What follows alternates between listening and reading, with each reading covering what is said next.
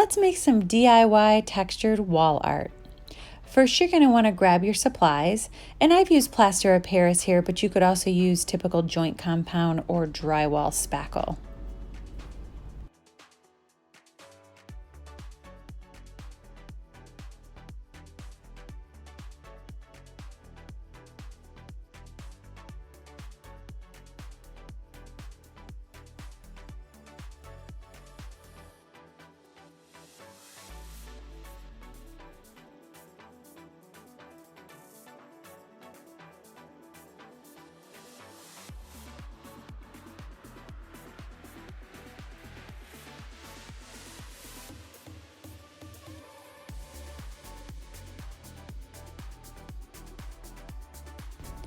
Now you're going to want to super glue the back of your frame so you can ensure you don't have any gaps or movement.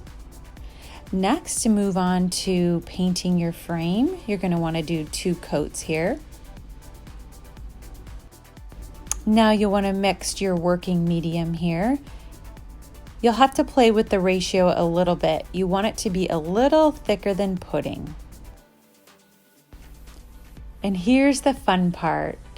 Really have fun with this part. You can use any of the tools that you have and get creative with different textures. You can also grab things around your house like a comb or an old toothbrush to add in some different tools for you to use. And here's my finished product. And I'm going to want to let this lay flat to dry for a minimum of 24 hours.